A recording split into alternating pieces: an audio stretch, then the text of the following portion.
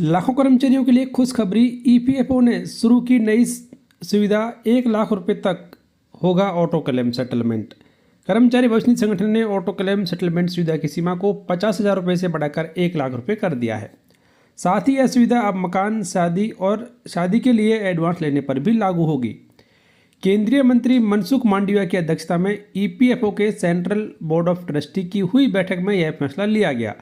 इसके अलावा employees deposit linked insurance योजना के फायदे को 28 अप्रैल 2024 से पहले की तारीख से लागू करने, न्यूनतम बीमा लाभ 2.5 लाख रुपए और अधिकतम 7 लाख रुपए तक करने का भी फैसला लिया गया। ईएलआई योजना में कर्मचारी की मृत्यु होने पर आश्रितों को बीमा कवर दिया जाता है। बोर्ड ने ईपीएफ योजना 1952 में संशोधन को भी मंजूरी दी। इस संशोधन के बाद सदस्यों को क्लेम सेटलमेंट की तारीख तक का ब्याज मिलेगा। पहले क्लेम 24 तारीख तक पास हो जाता था तो सिर्फ पिछले महीने के अंत का ब्याज मिलता था। ईपीएफओ ने साथ ही एम्प्लॉयर के लिए एक माफी योजना को मंजूरी दे दी है।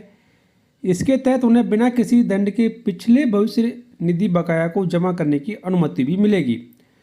पिछले वित्तीय वर्ष में 1.15 करोड़ ऐसे क्लेम थे जिन्हें ऑटो मोड द्वारा सेटल किया गया। पिछले महीने यानी कि नवंबर 2024 में रिजेक्शन रेट घटकर 14% रह गया। वित्तीय वर्ष 2023-24 में 1.82 लाख करोड़ रुपए के 4.45 करोड़ को सेटल किया गया। वहीं चालू वित्तीय वर्ष में अब तक 1.57 लाख करोड़ रुपए के 3.83 करोड़ क्लेम को ईपीएफओ के द्वारा सेटल किया जा चुका है।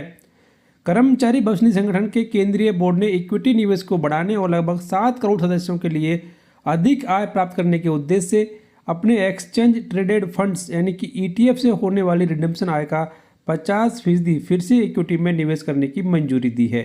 तो कुछ बड़े बदलाव ईपीएफओ के द्वारा अपने कर्मचारियों के लिए लागू किए गए कि एक तरफ जहां अब 1 लाख रुपए तक का जो क्लेम है वो ऑटो सेटलमेंट कर दिया जाएगा, वहीं पर अधिक रिटर्न के लिए इक्विटी में फिर से ज़्यादा निवेश किया जाएगा। तो ये कुछ बड़े बदलाव ईपीएफओ के द्वारा अपने सभी सब्सक्राइबर्स के लिए उठाए गए, जिनका कि फ़ायदा 7 करोड़ के आसपास कर्मचारियों को होने वाला है।